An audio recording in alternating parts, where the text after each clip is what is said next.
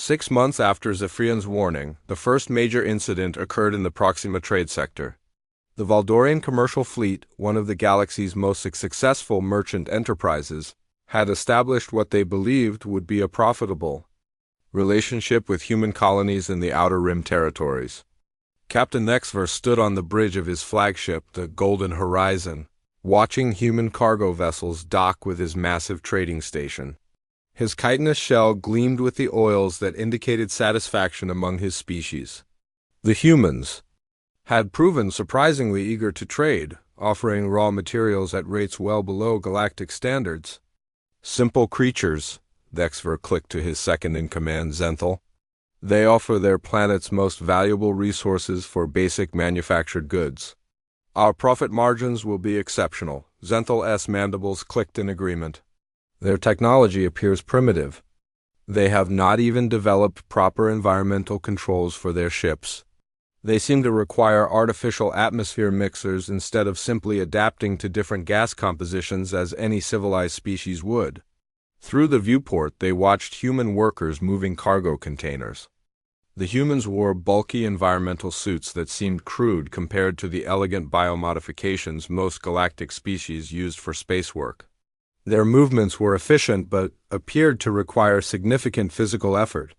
Load analysis indicates they are trading primarily in rare earth minerals and organic compounds, reported the ship's commercial AI. Their requests focus on basic manufacturing equipment and simple computational devices. Estimated intelligence level places them in the bottom quartile of spacefaring species. Nexver felt his profit glands secrete additional oils. Dealing with primitive species was always lucrative, provided one followed proper protocols to avoid accidentally overwhelming them with superior technology. The first surprise came 3 weeks later. "Captain," Zenthal announced, his voice carrying undertones of confusion, "the human colony ships are requesting additional trade contracts. They claim to have improved versions of the manufacturing equipment we sold them." Nexver's antennae twitched with amusement. "Improved? They have had the devices for less than a standard month. Send them standard response protocols for primitive species requesting advanced technology." The response from the humans was unexpected.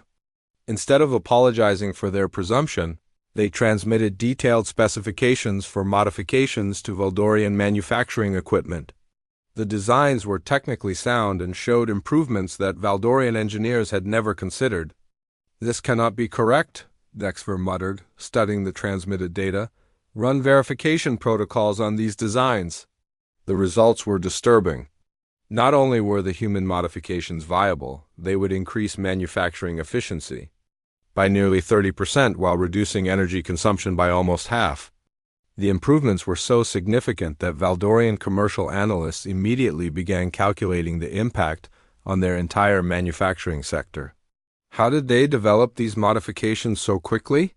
Zenthal asked, his voice now carrying clear notes of concern.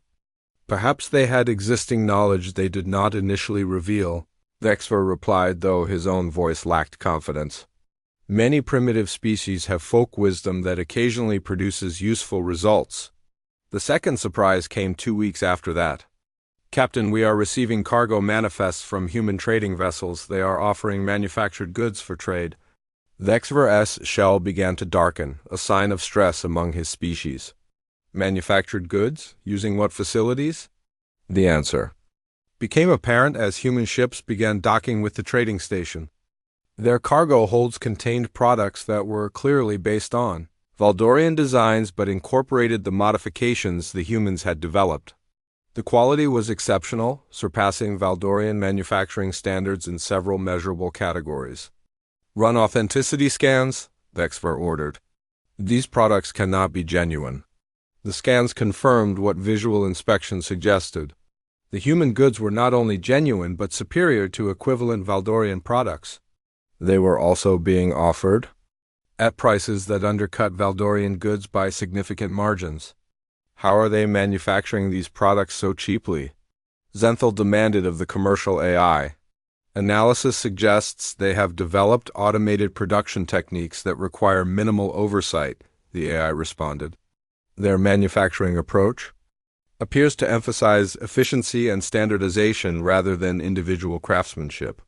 Vexver felt his profit glands begin to contract, a physiological response to potential commercial loss.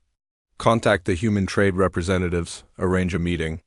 The human representative who came aboard the Golden Horizon was unlike anything Vexver had encountered. She was small by galactic standards, lacking any obvious environmental modifications for space travel. Her skin was pale and soft-looking without the hardened surfaces most species developed for protection. She wore simple clothing and carried what appeared to be a basic communication device. "Thank you for agreeing to meet with us, Captain Vexver," the human said. Her name was Sarah Chun, and she spoke through a translation device that seemed crude compared to standard galactic communication interfaces. "We're hoping to expand our trade relationship. Your recent products have been unexpected," Vexver said carefully. "We are curious about your manufacturing techniques." Sarah smiled, an expression that Vexver's cultural database indicated was meant to convey friendliness but which his instincts interpreted as potentially threatening.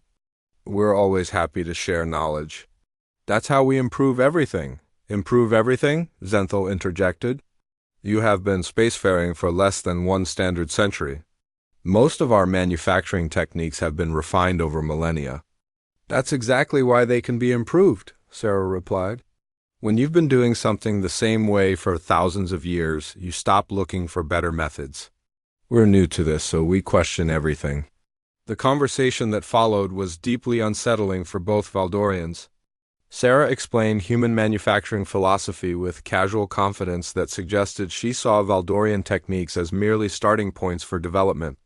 She described human engineers who had studied Valdorian equipment and immediately identified dozens of potential improvements. "But surely you recognize the superiority of proven techniques," Vexver protested. "Our methods have been tested across countless worlds and circumstances." "Tested, sure," Sarah agreed, "but not optimized.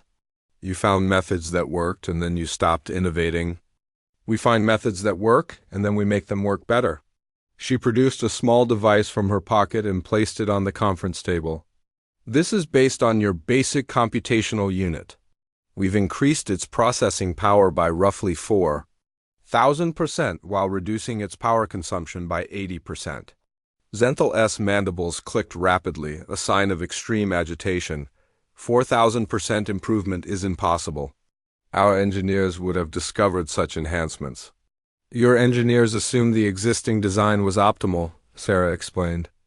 "They focused on maintaining compatibility with existing systems. We focused on making it better." The device she had shown them was subsequently analyzed by Valdorian technical specialists. Their report confirmed Sarah's claims and added several disturbing observations. The human modifications were not merely improvements to existing technology. They represented fundamental reconceptualizations of how computational devices should function. Within 6 months, human manufactured goods had captured 40% of the market share in the Proxima trade sector. Valdorian commercial analysts predicted complete market dominance within 2 years unless dramatic action was taken. The response came from an unexpected source. Admiral Corvin of the Hexarian Defense Fleet had built his reputation on swift, decisive military action. When the Hexarian Commercial Guild reported significant losses to human trade competition, Corvin saw an opportunity to demonstrate traditional galactic superiority. A primitive species achieving temporary commercial success through novelty, Corvin announced to his staff officers. This situation requires correction before it spreads to other sectors. The Hexarians had perfected military intimidation over several centuries. Their approach was simple and effective, overwhelming displays of superior force that convinced target species to accept Hexarian terms without actual conflict. Corvin's battle group consisted of 12 heavy cruisers, the most advanced warships in the Hexarian fleet. Each vessel carried weapons, capable of destroying planetary settlements and defensive systems that had never been penetrated by enemy fire. The formation was designed to demonstrate absolute military superiority. "Standard intimidation protocols," Corvin ordered as his ships approached human space. "Full power displays, targeting lock demonstrations, and demand for immediate compliance with our commercial protection requirements." The human response was not standard. Instead of the expected panic communications and immediate surrender, human colonies began transmitting what appeared to be technical data. Their signals were directed not at the Hexarian fleet, but at locations throughout human space. "They are ignoring our displays of force," reported Commander Deschanel, Corvin's tactical specialist. "Their communications suggest they view our presence as a learning opportunity." Learning Oppo. The grand chamber of the Galactic Council stretched beyond what most species could comprehend. Crystalline walls rose to impossible heights, their surfaces shimmering with the translated words of 1,000 different languages. Representatives from across the galaxy sat in their designated sections, each area carefully designed to accommodate the unique needs of different life forms. Ambassador Zephyrian of the Altarian Collective adjusted his breathing apparatus as he prepared to address the assembly. His silver skin gleamed under the chamber's soft lighting, and his forearms moved in careful gestures that conveyed both respect and urgency. The document in his hands contained information that would change everything, though he suspected most of the assembled beings would dismiss it entirely. "Honored representatives," Zephyrian began, his voice carrying across the chamber through translation matrices.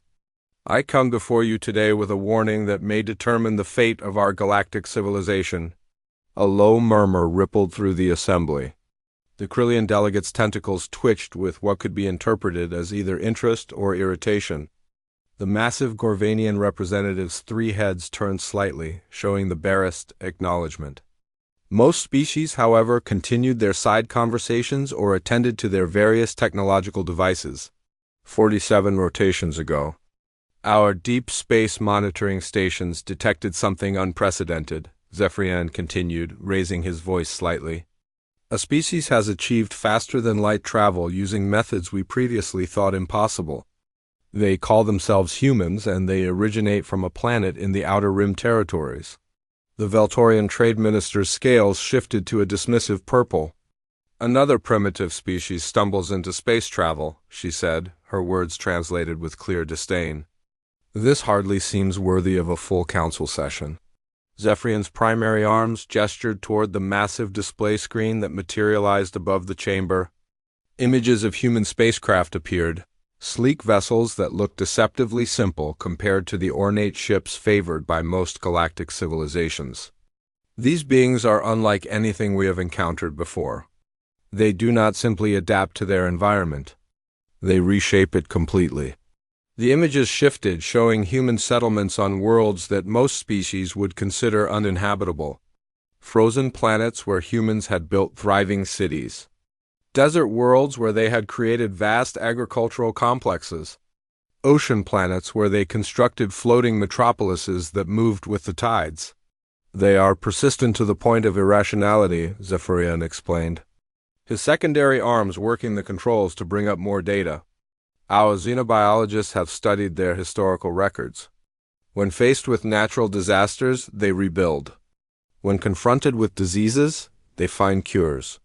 When their resources run low, they find alternatives." The hegemony's representative, a being of pure energy contained within a crystalline matrix, pulsed with what his species used for laughter. "Persistence is admirable, Zephyrian, but hardly unique. The Mordakian Empire was persistent too, and where are they now?" Several delegates nodded or performed their species' equivalent gestures of agreement. The Mordakians had been a warrior race that had burned themselves out in pointless conflicts 3 millennia ago. Their ruins served as monuments to the futility of aggression in a civilized galaxy. "This is different," Zephyrian insisted, his skin beginning to shift to a more intense silver that indicated stress among his people. "Humans do not simply fight. They innovate. When faced with a problem they cannot solve through conventional means, they invent new solutions." The display showed human technological developments. Computers that operated on principles the Council's scientists were still trying to understand. Medical techniques that could repair damage most species considered permanent. Weapons that seemed simple but devastated everything they touched. They have taken their primitive chemical rockets and, within the span of a single generation, developed propulsion systems that our best engineers claim should not work, Zephyrian said. Their mathematics suggests possibilities we never considered. The Quilorian delegate raised one of her feathered arms. Mathematics can be taught, she said in her melodious voice. Surely, once they encounter our superior civilization, they will abandon their crude methods for our proven technologies. That is precisely the assumption I fear will prove fatal, Zephyrian replied, his stress patterns now clearly visible across his skin. Humans do not abandon their methods. They improve them. They combine them with new knowledge in ways that create entirely unexpected results. The chamber fell into a brief silence as delegates considered this.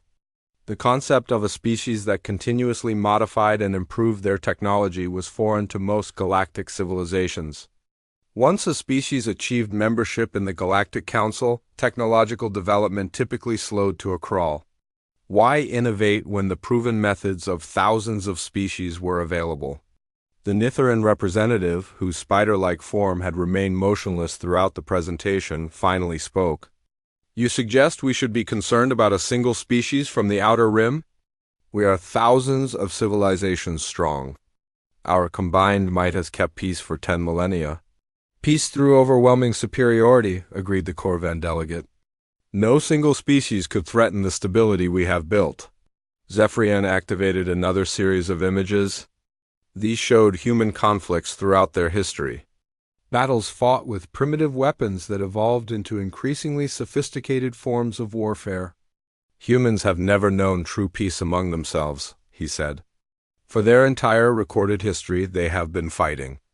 Not the ritualized conflicts we remember from our own primitive eras, but total warfare that pushed them to develop new technologies at an unprecedented rate. The images were disturbing to most of the assembled beings. Species that had evolved in relatively peaceful environments, or those that had achieved peace early in their development, found human warfare difficult to comprehend. The scale of destruction was matched only by the speed with which humans recovered and rebuilt. They fight with everything they have, Zephyrian continued. And when that is not enough, they create something new. Their entire civilization is built on the assumption that the next threat will be worse than the last, and they must be ready for it. The Altarian Minister of Science, whose crystalline body refracted light in complex patterns, chimed with skeptical notes. All species believe they are prepared for threats. Most are wrong. Humans have survived threats that would have ended most of our civilizations, Zephyrian responded. Ice ages that lasted millennia. Volcanic events that blocked their sun for years. Diseases that killed significant portions of their population. Each time, they not only survived, but emerged stronger. The display showed the progression of human civilization through various catastrophes. Cities buried under ice, then rebuilt with better heating systems. Populations decimated by plague, leading to advances in medicine that prevented future outbreaks. Continents torn apart by geological forces, resulting in new technologies to predict and manage natural disasters. They view catastrophe as a learning opportunity, Zephyrian said. What would destroy us makes them more resilient. The Trade Federation's representative, a massive being whose bulk required a specialized gravity field to attend council sessions, rumbled with what might have been amusement. Resilience is valuable in trade partners. Perhaps these humans could be useful. That is exactly the thinking that concerns me, Zephyrian said quickly. Every species that has made contact with humans has initially seen them as useful. Primitive, but useful. None have maintained that perspective for long. The chamber's attention sharpened slightly. First contact protocols were well established, and unexpected developments were rare. Most new species followed predictable patterns when introduced to galactic civilization. The first species to encounter humans were the Xantharians, Zephyrian explained. A minor trading empire that saw humans as a source of cheap labor and raw materials. They offered standard trade agreements and expected standard compliance. Images appeared showing the early interactions between humans and Xantharians. The alien traders had expected to establish mining operations on human worlds, extracting resources in exchange for basic technology and manufactured goods. Humans accepted the initial terms, Zephyrian continued. But they studied everything the Xantharians brought. Within one local year, humans were producing improved versions of Xantharian technology. Within 2 years, they were offering their own trade proposals.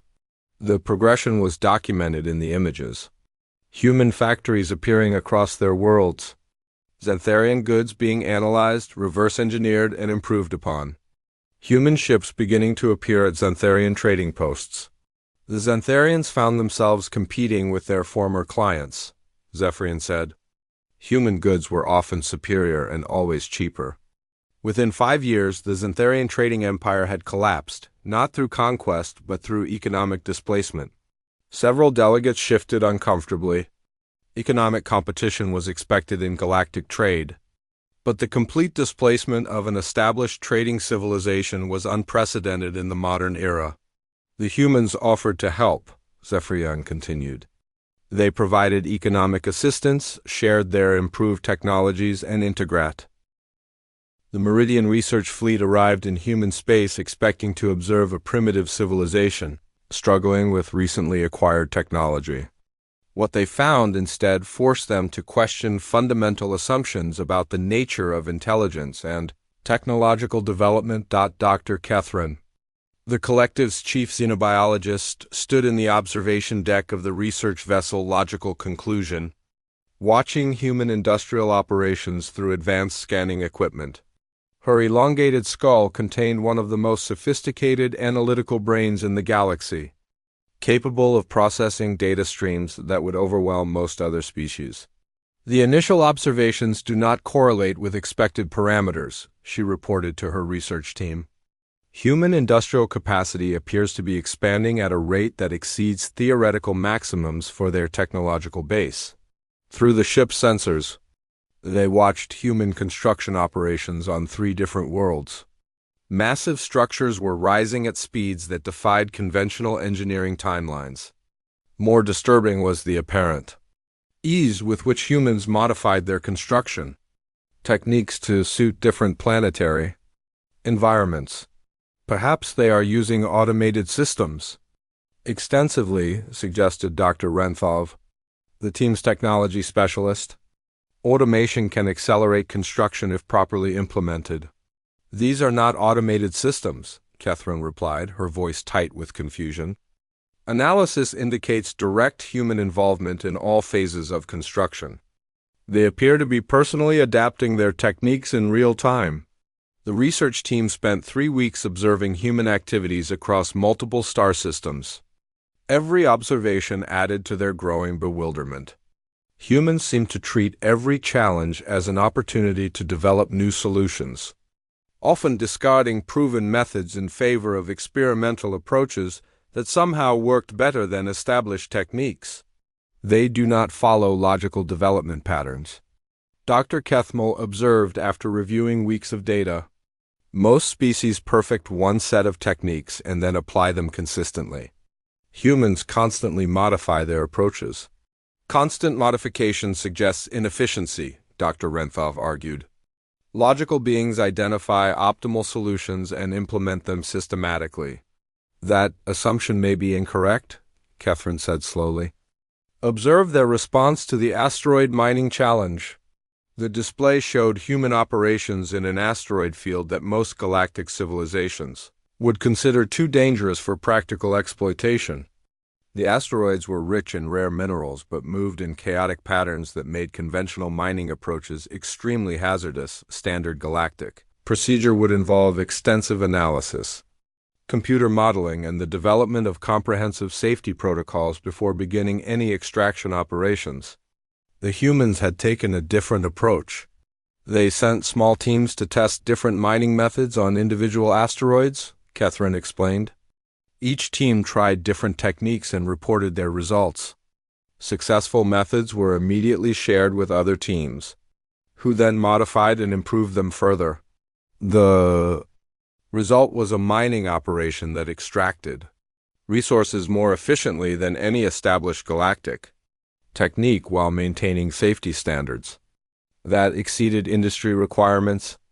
The humans had developed their solution in a fraction of the time conventional analysis would have required.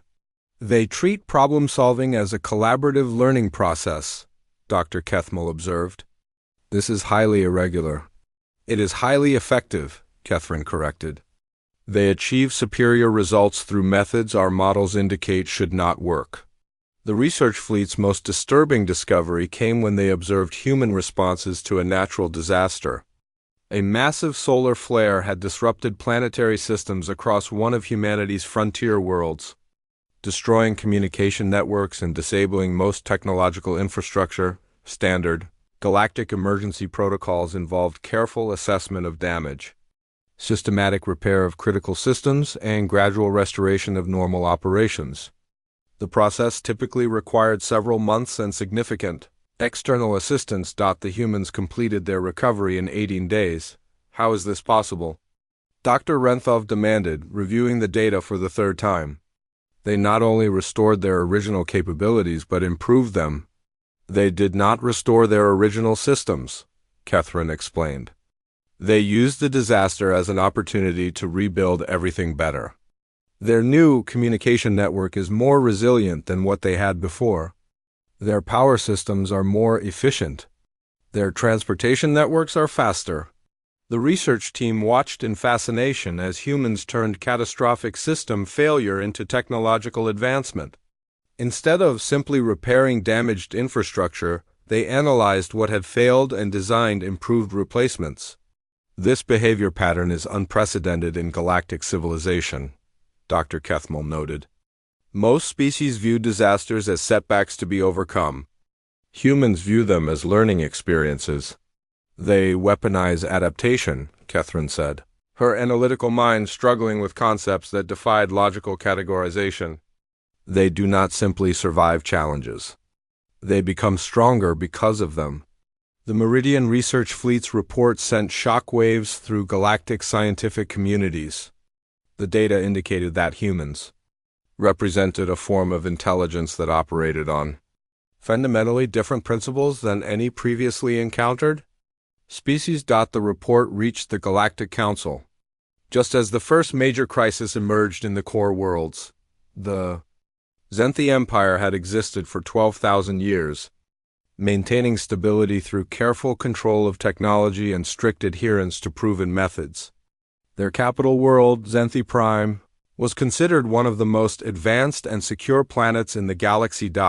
When human traders requested permission to establish commercial operations on Zenthi Prime, the Empire's response was predictably cautious. Humans would be allowed limited access to specific commercial districts under careful supervision.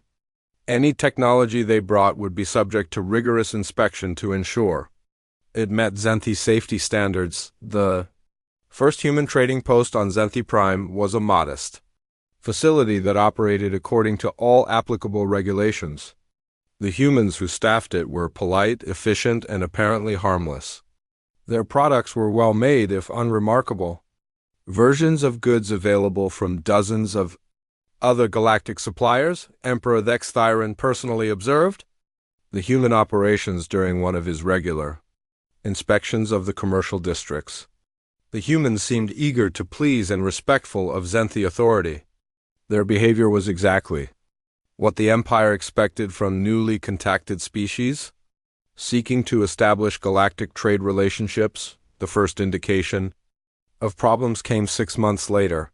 Your Imperial Majesty, reported Chancellor Catherine, we are receiving unusual economic data from the commercial sectors. The data showed that human-operated businesses were achieving profit margins significantly higher than established Zenthi enterprises in the same sectors. More concerning was the rate at which humans were expanding their operations. They are operating within legal parameters, the Chancellor continued, but they are growing faster than our economic models predicted. Emperor Thexthyron reviewed the reports with growing concern. Human businesses were not simply succeeding. They were revolutionizing entire commercial sectors through innovative approaches that Zenthi regulations had never anticipated. How are they achieving such rapid expansion? The Emperor asked. They appear to be continuously modifying their business practices, Chancellor Kethron explained. They identify inefficiencies in our commercial systems and develop alternative approaches. The emperor's concern deepened as subsequent reports revealed the scope of human innovation. They had identified bureaucratic bottlenecks that Zenthi officials had not recognized as problems. They had developed supply chain modifications that reduced costs while improving service quality. They had created customer service approaches that generated loyalty levels the Empire had never achieved. They are not breaking our laws, the Chancellor admitted. But they are making our systems appear primitive by comparison. The situation escalated when human businesses began offering services that directly competed with government-operated infrastructure. Human communications networks were faster and more reliable than official Zenthi systems. Human transportation services were more efficient than imperial logistics. Human educational programs produced better results than state-run institutions. They are undermining our authority without challenging it directly, Chancellor Kethrin reported. Citizens are choosing human services over imperial alternatives. Emperor Thextyron faced a crisis that 12 millennia of Zenthi history had not prepared him for. A foreign species was peacefully transforming his empire's economy and society through methods that were entirely legal but completely disruptive. Summon the human trade representative, the emperor commanded. We must understand their intentions.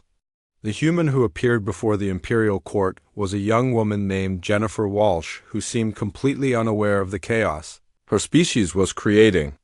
She answered the emperor's questions with honest confusion that was more disturbing than any hostile intent would have been. We're just trying to be helpful, she explained when asked about human business practices. When we see inefficient systems, we naturally look for ways to improve them. Improve them? The emperor repeated. These systems have